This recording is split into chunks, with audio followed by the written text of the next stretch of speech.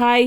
இன்னைக்கு பூராவுமே முத்துவை பேஸ் பண்ணியே தான் கதை போச்சு. நேத்தோட கண்டினியூவேஷன்லேருந்து முத்துவுக்கு வந்து எதிரி டீமாக இருக்கிற சிட்டி அவங்களெல்லாம் பற்றி பேசுகிறதெல்லாம் வந்து நம்மளோட மீனாவோட தம்பிக்கு சுத்தமாக பிடிக்காது. ஸோ அதெல்லாம் வச்சு எப்படிலாம் திட்டலாமோ அப்படிலாம் திட்டி என் ஃப்ரெண்டை அசிங்கப்படுத்தினியேன்ட்டு அதெல்லாம் கேட்டாங்க. அப்போ மீனா அங்கேருந்து கிளம்பிட்டாங்க. ஆனால் மீனாவால் தான் இந்த பிரச்சனை வந்துருக்குதுன்னு மீனா ரியலைஸ் பண்ணுறது எப்போன்னு தெரியல. அடுத்து மனோஜ் இதா சாக்குன்னு சொல்லி வீட்டில் வந்து டிவியில் போட்டு காமிக்கிறாரு, பாரு எவ்வளோ கேவலமானவனாக இருக்கான் அப்படின்னு சொல்லி எல்லார் முன்னாடியும்.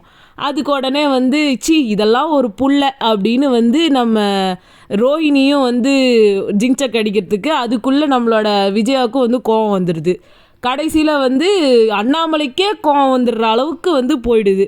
அப்புறம் நம்மளுக்கு ஸ்ருதியோட அப்பாவுக்கு இதான் சாக்குன்னு சொல்லி இதை நான் இப்படியே விட மாட்டேன், நான் வந்து கமிஷனர்கிட்ட போவேன் அப்படின்னு எல்லாருக்கிட்டையும் வந்து ஃபோன் பண்ணி இதை பெருசாக்கிறதுக்கு ட்ரை பண்ணிகிட்டு இருக்காரு. இவருக்கு ஆல்ரெடி வந்த சவாரியும் இருந்த மக்கள்லாம் வந்து இப்படி இருக்கவங்கெல்லாம் கூட நம்ம எங்கேருந்து போகிறதுன்னு இறங்கி இவனை திட்டிகிட்டு போயிடுறாங்க. போலீஸும் பிடிச்சி இவனை அரெஸ்ட் பண்ணி ஐயோ இப்படி நிதானமாக இல்லாதவன் என்ன பண்ணுவான்னு இப்படி அப்படி அப்படி இப்படின்னு சொல்லி என்னமோ அசிங்கப்படுத்துகிறாங்க. முத்துவோட லைசன்ஸும் முத்துவோட காரையும் சீஸ் பண்ணிவிட்டு போலீஸ் எடுத்துகிட்டு போயிடுச்சு. அது திருப்பி வரப்போகிற மாதிரி தெரியல.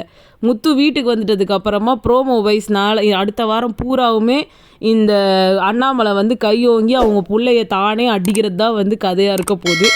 ஸோ இந்த வாரத்துக்கு அப்புறமா எப்படி இந்த ஸ்டோரி நவுற போகுதுன்னு தெரியலை.